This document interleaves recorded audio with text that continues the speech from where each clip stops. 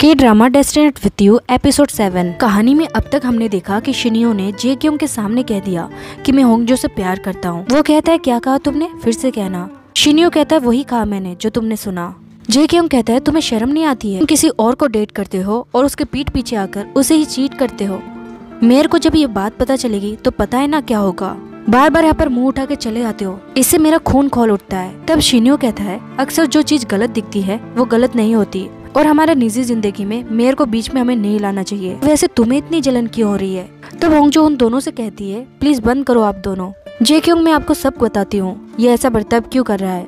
शिनियो होंगजो से कहता है कोई जरूरत नहीं है उसे ये सब बताने की, वो हमारी बात नहीं समझेगा। आगे हम इन तीनों को घर के आंगन में बैठते हुए देखते हैं।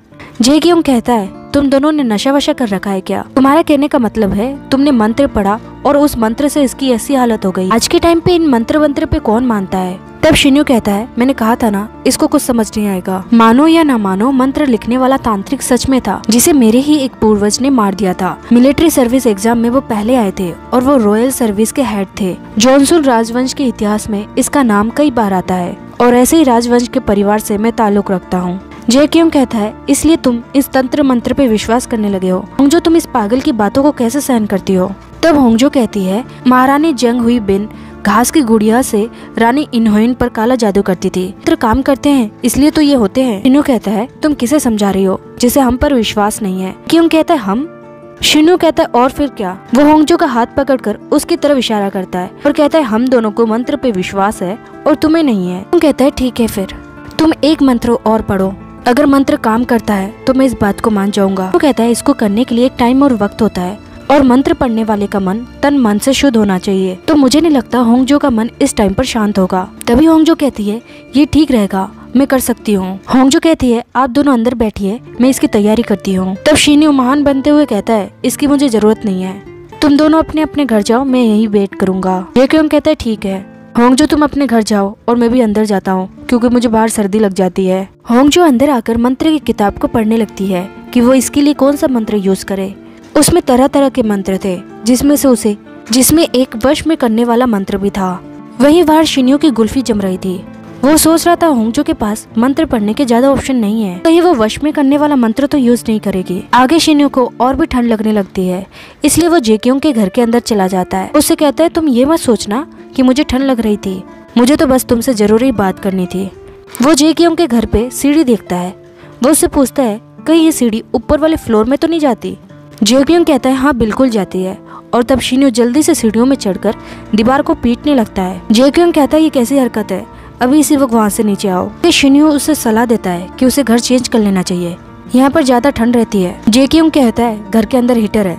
शिनियो कहता है अगर ऑफिस में पता चलेगा कि तुम होंगजो के साथ रहते हो तो फिर क्या होगा। अब जे क्योंग कहता है इसकी परवाह तुम क्यों करते हो, तुम अपनी परवाह करो, और वैसे भी होंगजो ने वो मंत्र मेरे लिए बनाया था। शिनियो कहता है तुमने तो उसे इनकार कर दिया था। जे क्योंग कहता है मुझे दुख है कि मैंने उस लड़की का दिल तोड़ दिया। सच बताना ये मंत्र तो सिर्फ एक नाटक है, तुम इससे पहले ही होंगजो को पसंद करते थे। शिनियो कहता है ऐसा कुछ नहीं था। आगे जे क्योंग कहता है तुम मुझसे वादा करो अगर मैंने ये साबित कर दिया कि मंत्र काम नहीं करते तो तुम ये सब करना बंद कर दोगे। शिनियो कहता है ठीक है, अगर मंत्र ने काम किया है तो फिर तुम वादा करो कि तुम बीच में नहीं आओगे। ऊपर वही हम होंगजो को देखते हैं, उसने मंत्र पढ़ने की सारी तैयारी कर ली थी। वही नीचे जे क्योंग शिनियो से पूछता है आखिर वो दोनों इस झमेले में पड़ कैसे गए। शिनियो बताता है कि उस मंदिर की वजह से। मंदिर का ध्यान रखना मेरी जिम्मेदारी थी और होंगजो को उसे तोड़ने का काम मिला था और वहीं से मंत्र का सिलसिला शुरू हुआ। मुझे बताया गया कि संदूक की मालकिन वो है। जे क्योंग कहता है अच्छा ऐसी बात है, मंत्र काम करता है तब भी हम तीनों के लिए अच्छी बात है क्योंकि भगवान ना करे कि तुम सच में उसके प्यार में पड़ जाओ। तभी उसके पास होंगजो का कॉल आता है। बात करने के बाद वो कहता है कि उसने मुझे बुलाया है। तभी शिनियो जल्दी से बाहर भागता है और दरवाजे को पकड़े रहता है ताकि जे क्योंग सबसे पहले ना चला जाए। होंगजो उनके लिए दरवाजा खोलती है और वो कहती है अंदर आ जाओ, पर दोनों आगे के चक्कर में दरवाजे में फंस जाते हैं। जे क्योंग कहता है पहले मुझे अंदर जाने दो क्योंकि मेरा पैर अंदर है। शिनियो कहता है पर तुम्हारे पैर से भी लंबे मेरे हाथ है, मेरे हाथ सबसे आगे है तो मुझे जाने दो।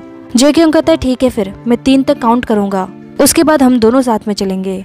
वो काउंट करने लगता है लेकिन शिनियो उसे धोखा देकर अंदर आ जाता है और अंदर आकर वो उसके स्लीपर्स भी बाहर फेंक देता है। जे क्योंग कहता है कि खुद को लॉयर कहता है पर ज्यादा बेईमान तो यही है। आगे होंगजो कहती है यहाँ नहीं बैठना है, वहाँ चलो।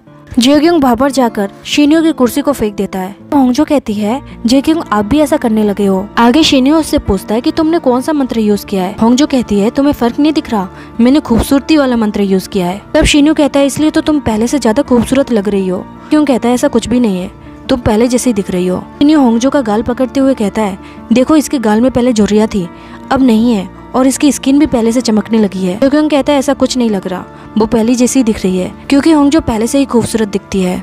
तब होंगजो कहती है इसका मतलब मंत्र काम नहीं करते। शिन्यो कहता है कैसे काम नहीं करता, तुम्हारा वो घोल पीकर ही तो मेरी ऐसी हालत हुई है। जेक्योंग कहता है ये मंत्र वंत्र फर्जी है, सच बात तो ये है कि तुम होंगजो से पहले से ही प्यार करते थे। आगे हम शिन्यो को बाहर आते हुए देखते हैं। वो अपने कार के अंदर आकर कहता है कह रहा था कि मैं उसके प्यार में पड़ गया हूँ, ऐसा हो ही नहीं सकता। आगे देखते हैं होंगजो अपने आप को मिरर में देख रही थी। वो कहती है सच में कुछ भी नहीं बदला, मैं पहले जैसी ही दिख रही हूँ, इसका मतलब मंत्र काम नहीं करते, क्या वो सच में मुझसे प्यार करता है। तभी उसके बाद जेक्योंग का मैसेज आता है। वो उसे छत पर बियर पीने के लिए इनवाइट करता है। होंगजो वहाँ जाती है तो वो देखती है कि उसने अकेले ने इतनी सारी सजावट कर ली। ये दोनों खाना खाते हैं और बियर भी पीते हैं। जेक्योंग से पूछती है क्या आप इन मंत्रों में नहीं मानते हो। क्यों कहता है पता नहीं, पर मुझे ये जानकर अच्छा लगा कि तुमने वो घोल मेरे लिए बनाया था। होंगजो कहती है मैं मजाक कर रही थी, वो सच नहीं था। वही हम शिन्यो को देखते हैं। वो जब वहाँ से जा रहा था तो वो उसी रास्ते पर जोंग को भी देखता है। उसके हाथ में गुलदस्ता था। वो होंगजो को कॉल लगाता है लेकिन जेक्योंग कॉल उठाता है। शिन्यो उससे पूछता है कि होंगजो का फोन उसने क्यों उठाया, वो उसके साथ इस वक्त क्या कर रहा है। जेक्योंग कहता है ये सब बातें छोड़ो, बताओ क्यों कॉल किया। वो कहता है होंगजो से कहना वो गुलदस्ता वाला इंसान फिर से घूम रहा है तो ठीक से गेट बंद करके सोए। इतना कहने पर वो समझ जाएगी। आगे वो फिर से उससे पूछने लगता है कि आखिर वो इतनी रात को उसके साथ क्या कर रहा है। जेक्योंग कॉल कट कर देता है। होंगजो जब उसके पास आती है तो जेक्योंग उसे बता देता है कि वो एक गुलदस्ते वाले इंसान की बात कर रहा है। कौन है ये और क्या मैटर है। तब होंगजो बता देती है कि उसने भी वो लव पोशन पी लिया था और तब से वो भी ऐसा कर रहा है, लेकिन मंत्र तो काम नहीं करते, तो फिर वो ऐसा क्यों कर रहा होगा। आगे जेक्योंग उससे पूछता है कि तुम इन मंत्रों पे विश्वास क्यों करने लगी। तब होंगजो कहती है जब मैं पहले शिन्यो से मिली तो वो मुझे बहुत ही अकड़ू लगा, पर उसे जानने के बाद मुझे उस पर दया आने लगी और वो यहाँ पर शिन्यो की बीमारी वाली बात बता देती है। अगले दिन हम शिन्यो को उसके डॉक्टर के साथ देखते हैं। वो डॉक्टर को अपनी प्रॉब्लम्स बताता है कि आजकल उसका दिमाग कुछ और कहता है और उसका दिल कुछ और कहता है। वो किसी के प्यार में इतना पागल हो गया है कि वो अपने आप को संभाल नहीं पा रहा। तब डॉक्टर उसे बताता है कि ये बीमारी की वजह से हो रहा है। तुम्हें जो हुआ है उसका नाम है न्यूरल कॉम्पलिंग। इस बीमारी के अंदर इंसान भ्रम में जीने लगता है, खासकर उसके सामने अगर कोई कहानी आ गई हो। ये शिन्यो जब ऑफिस जा रहा था तो वो दूर से होंगजो को देखता है। वो उसे देखकर कहता है तो क्या अब तक ये सब मेरा भ्रम था। बाद वो जेक्योंग को मिलने बुलाता है। वो उससे कहता है तक जो मैं होंगजो के पीछे दीवाना होकर फिर रहा था उसकी असली वजह वो मंत्र नहीं कुछ और है। इसे न्यूरल कॉम्पलिंग कहते हैं। इसके अंदर हम भ्रम की दुनिया में जीते हैं। क्यों कहता है सुना था कि तुम बीमार हो, क्या इसी बीमारी की वजह से तुम्हें ये भ्रम हो रहे हैं। तब शिन्यो कहता है होंगजो ने तुम्हें मेरा सीक्रेट बता दिया, उससे मैंने कहा था ये किसी को मत बताना। तब जेक्योंग कहता है तो क्या अब तुम इस बात के लिए उससे लड़ने वाले हो। ये ड्रामा करना बंद करो, बार बार कोई ना कोई बहाना ढूंढकर उसके पास जाने की सोचते हो। तब शिन्यो उससे कहता है तुम्हें इतनी जलन क्यों हो रही है, कहीं तुम्हारा चक्कर वक्कर तो नहीं चल रहा। क्यों कहता है चल भी सकता है। के बाद वो होंगजो को फोन करके बुलाता है और वो उससे कहता है कि मैंने तुमसे कहा था कि मेरा सीक्रेट किसी को भी मत बताना। तुमने जेक्योंग को ये बताया कि मैं बीमार हूँ, इसलिए तुम्हें मुझ पर दया आ गई। होंगजो कहती है मैंने ऐसा कहा तो क्या गलत किया। मंत्र वाले बात से लोग तो ज्यादा यकीन इस बात पर करेंगे कि तुम बीमार हो, इसलिए तुम ये हरकतें कर रहे हो। शिन्यो कहता है ये सब मंत्र की वजह से नहीं हो रहा, ना ही मैं तुम्हें चाहता हूँ इसलिए हो रहा है, ये बीमारी के कारण ये हो रहा है।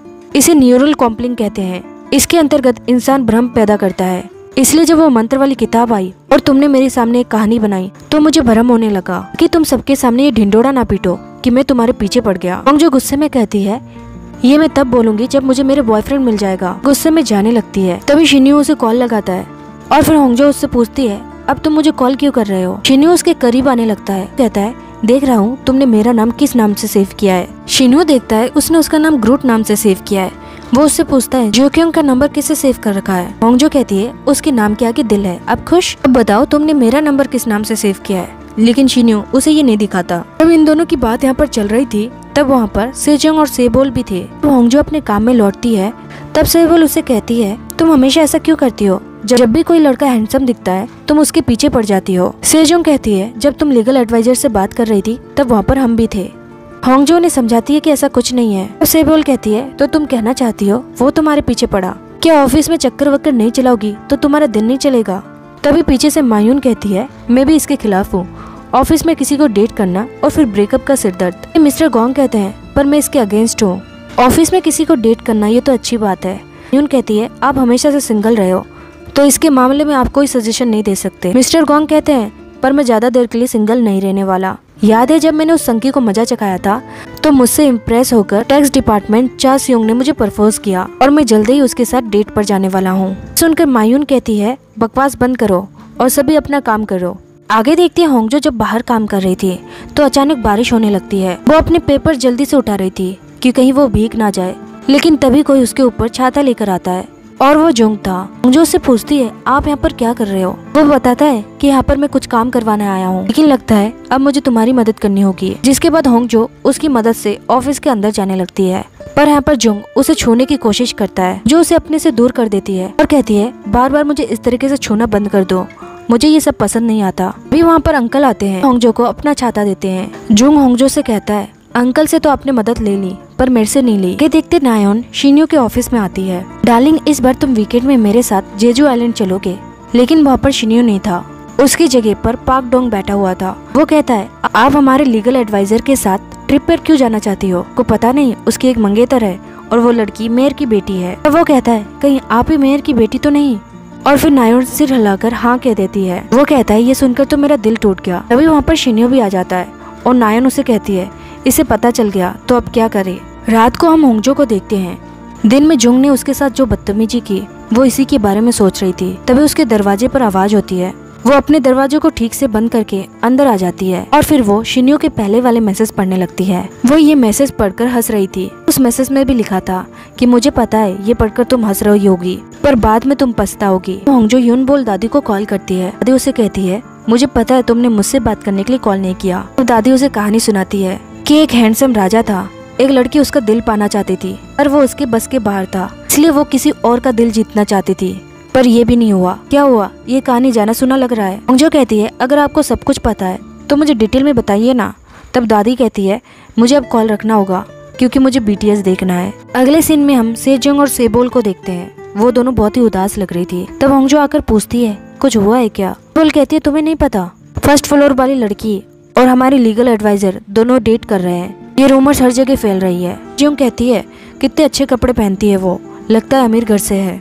आगे सेबोल होंगजो से कहती है, तुम्हें तो जलन हो रही होगी, तुमने मिस्टर जे क्योंग को प्रपोज किया और मिस्टर शिन्यो पर डोरे भी डाले। होंगजो कहती है, मैंने कहा ना ऐसा कुछ नहीं है। वहीं हम दूसरी तरफ शिन्यो को ग्रीन लैंडस्केप गार्डनर में देखते हैं। वो अंदर आता है और जोंग उससे पूछता है कि तुम यहाँ पर फूल लेने आए हो? तो सीधे बात करता है और कहता है कि मैंने सुना है तुमने हमारे टीम मेंबर के साथ बदतमीजी की है। अगर तुमने आगे से ऐसा किया तो तुम्हारे खिलाफ हरासमेंट का केस बनेगा। तब जोंग कहता है, ये सब अफवाह आदमियों के लिए होती रहती है, थोड़े से अंगुली क्या लग जाए तो हरासमेंट का केस बन जाता है। मैंने मिस होंगजो को छुआ नहीं था। शिन्यो कहता है, मुझे नहीं पता था आपने मिस होंगजो को छुआ है, मुझे तो बस इतना पता था कि आपने हमारे किसी टीम मेंबर के साथ ऐसा किया है। पर अब मैं तुम्हें सावधान कर रहा हूँ, आगे से अगर तुमने ऐसा किया तो तुम्हारे लिए अच्छा नहीं होगा और ओंजो सिटी तुम्हारे साथ अपना कॉन्ट्रैक्ट खत्म भी कर सकता है। आगे शिन्यो ऑफिस आ जाता है। इस गार्डन से वो बुके भी खरीद लाया था। वो पाक डोंग को उसे दे देता है। पाक डोंग कहता है, पहली बार किसी ने मुझे फूल दिए, वो भी एक आदमी ने। वो उसे एक फाइल देता है और कहता है, आपको पता है मेयर ने हमारे ऊपर मानहानि का केस किया है, आप इसे पढ़ लीजिए, फिर हम दोनों साथ में खाना खाने चलेंगे। वही होंगजो सेबोल और सेजोंग के साथ कैंटीन में खाना खा रही थी। उधर नायोन भी बैठी हुई थी। सेबोल उसे देखकर बहुत ही गुस्सा कर रही थी। वो दोनों कहते हैं, पक्का उसने प्लास्टिक सर्जरी करवाई होगी। होंगजो कहती है, प्लास्टिक सर्जरी नहीं है। फिर वो दोनों होंगजो को गौर से देखने लगते हैं। होंगजो बताती है, दरअसल हाई स्कूल में हम दोनों साथ में पढ़ते थे। तभी वहाँ पर शियोन और पाक डोंग दोनों खाना खाने आते हैं। यहाँ पर सभी शिन्यो और नायोन के रूमर्स की बात कर रहे थे। डोंग कहता है, मैंने ये रूमर्स फैलाए हैं, गुस्सा मत करना, मैं फिर से एक कूपन यूज करना चाहता हूँ। शिन्यो कहता है, कहीं और चलते हैं खाने। पाक डोंग कहता है, नहीं, आपकी गर्लफ्रेंड भी यहीं बैठी है तो यहीं खाते हैं। तब सेजोंग कहती है, वैसे दोनों साथ में क्यूट लगते हैं, ऐसा लगता है कि दोनों एक दूसरे के लिए बने हैं। और होंगजो ये सुनकर बुरा फील करती है। ये देखते हैं मेयर इको प्लम्बिंग इवेंट की घोषणा करते हैं। इस इवेंट के अंतर्गत उन सभी को यहाँ की साफ सफाई करनी होगी और इस काम में जो बेहतर होगा उसे इनाम भी मिलेगा। क्यों होंगजो के पास आता है और कहता है, मुझे पता है इस इवेंट की प्लानिंग तुमने ही की थी। होंगजो कहती है, आपको पता है, पर आप जीत नहीं पाओगे क्योंकि मैं आपसे तेज हूँ। दूर से पाक डोंग शिन्यो से कहता है, होंगजो आजकल क्यूट लग रही है, पता नहीं उसने क्या किया है। वैसे ये दोनों एक साथ अच्छे लगते हैं, क्यूट कपल। ये बात यहाँ पर शिनियो को बुरी लगती है। जिसके बाद यहाँ पर सफाई अभियान शुरू हो जाता है। हम शिनियो के मॉम को देखते हैं। वो होक के पास आई थी क्योंकि वो शिप उसे वापस चाहिए थी। वो कहता है मैं उसे बेचूंगा क्यों, आप उसे ऐसे ही ले जाइए। बाद वो उसे स्टारलाइट फेस्टिवल के टिकट देता है। ये देखकर शिनियो की मॉम बहुत ही खुश होती है। वही रात को हम सेबोल, सेजोंग और होंगजो को एक साथ खाना खाते हुए देखते हैं। वो होंगजो से फर्स्ट फ्लोर वाली लड़की के बारे में जानना चाहते थे। सेजोंग कहती है तुम्हें जलन तो होती होगी। सेबोल उसे कहती है क्या ऐसा कभी नहीं हुआ कि मिस्टर शिनियो के लिए तुम्हारा दिल धड़का हो। होंगजो इस बारे में सोचने लगती है। उसका दिल तब धड़का था जब शिनियो ने नशे में उससे उसके दिल की बात कही थी। तभी उसके गाल लाल हो जाते हैं और वो कहती है मेरा दिल उसके लिए कभी नहीं धड़का। सेबोल कहती है अगर ऐसा है तो तुम्हारे गाल फिर से लाल क्यों हो गए। सेजोंग बोलती है मिस ली आप भी बहुत खूबसूरत है पर हर बार रिजेक्ट हो जाती हो। सेबोल कहती है आजकल लुक्स मैटर नहीं करता, हमने वाला तुम्हारी फैमिली और पर्सनैलिटी को भी देखता है। सेजोंग कहती है ऐसी बात है इसलिए हमें कोई डेट करने के लिए नहीं मिल रहा। सेबोल कहती है हमारी पहली दुश्मन वो फर्स्ट फ्लोर वाली है, मैं हार नहीं मानना और हम हमेशा ये सोचेंगे कि हम किसी से कम नहीं। लोगों ने बहुत ज्यादा ड्रिंक कर ली थी। इसके बाद सेबोल और सेजोंग दोनों कैब से चले जाते हैं और होंगजो अपने लिए कैब करने लगती है पर वो नशे में थी और उसे अपना फोन भी नहीं मिल रहा था। पीछे वहाँ पर शिनियो भी खड़ा था और तब वह शिनियो के पास आकर कहती है तुम्हें मुबारक हो, तुम्हारा रिलेशनशिप सबके सामने आ गया। सभी बोल रहे थे तुम परफेक्ट लगते हो, क्यूट लगते हो और सभी औरतों को तुम दोनों से जलन हो रही है। आज तो सबका दिल टूट गया। क्या तुम मुझे कॉल करोगे, मुझे मेरा फोन नहीं मिल रहा।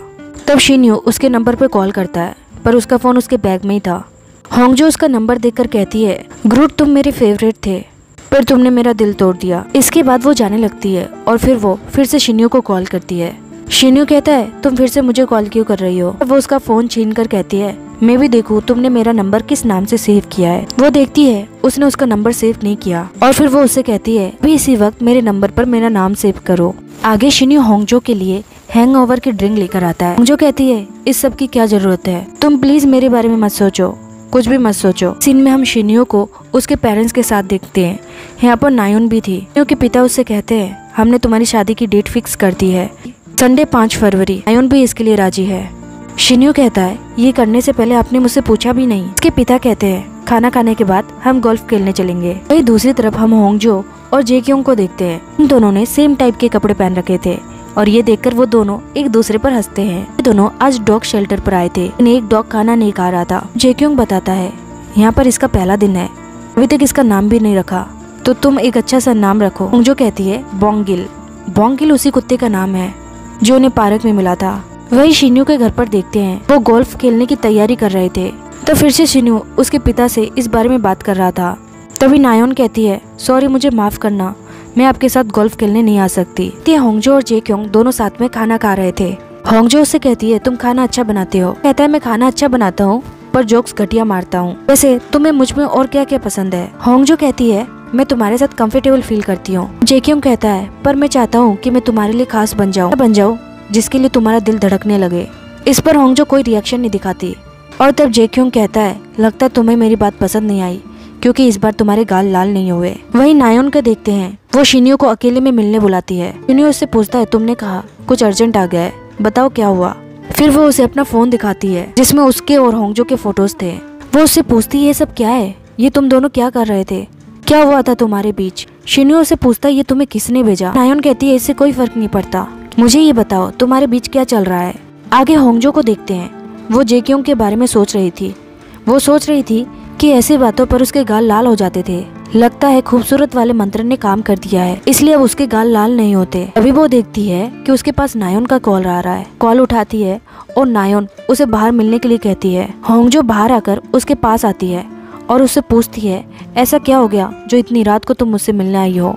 पर नायोन डायरेक्ट आकर होंगजो को जोर का चाटा लगाती है जो उससे कहती है तुम्हारी हिम्मत कैसे हुई मुझे मारने की। नायोन कहती है अच्छा बनने का नाटक करती हो और पीठ पीछे ये सब कर रही हो। शिनियो के पास आना, हाथ पकड़ना, किस करना, काफी आगे तक बात निकल गई है।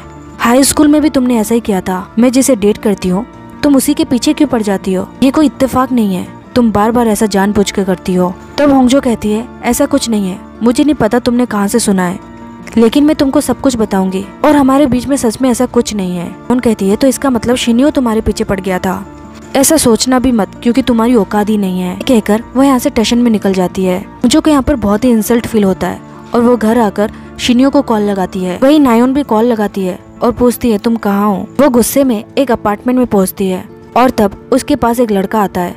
वो उससे कहता है क्या हुआ। तब नायोन कहती है ये शिनियो। और वो लड़का कहता है समझ नहीं आता तुम मुझसे शादी क्यों करना चाहती हो। वो कहती है तुम अपना मुंह बंद रखो। जिसके बाद ये दोनों फिजिकल होने लगते हैं। दूसरी तरफ शिनियो होंगजो से मिलने आ गया था। होंगजो उससे कहती है तुम्हारा दिया हुआ ड्रेस और सिंदूक वापस लौटाने आई हूँ। अब ये सब मैं नहीं झेल सकती। शिनियो कहता है अगर नहीं झेल सकती तो कचरे में फेंक देती। इतनी रात को मुझे यहाँ पर बुलाने की क्या जरूरत थी। अचानक क्या हो गया है तुम्हें। होंगजो कहती है तुम्हारी गर्लफ्रेंड ने आज मुझे चाटा मारा। उसने कहा कि मैंने तुम्हें फंसाया है। ने मुझे चाटा क्यों मारा, मैंने क्या उसका बिगाड़ा है, आखिर तुमने उससे ऐसा क्या कहा। शिन्यू कहता है मैंने उसे बता दिया कि तुमसे प्यार है। होंगजो कहती है तुमने ऐसा क्यों कहा, तुम्हें मुझसे कोई प्यार व्यार नहीं है, क्यों नहीं बताया उसे कि ये सब मंत्र की वजह से हुआ है। वैसे तो तुम मेरे सामने बड़ी बड़ी बहाने बनाते हो, तो फिर उसे सच क्यों नहीं बताया। तब वो कहता है सच ही तो कह रहा हूँ कि प्यार हो गया था तुमसे और आज भी है, पर अब से मैं तुम्हें अपना प्यार जताऊंगा नहीं और न ही मेरे वजह से तुम्हें कोई दिक्कत आएगी। होंगजो उसे कहती है पागल हो गए हो तुम। ये कहकर वो जा रही थी, तभी शिन्यू उसका हाथ पकड़ लेता है और कहता है बताओ ऐसा मैं क्या करूँ जो तुम्हें भी मुझसे प्यार हो जाए। और इसके बाद वो होंगजो को किस करता है और यहीं पर एपिसोड 7 की कहानी खत्म होती है।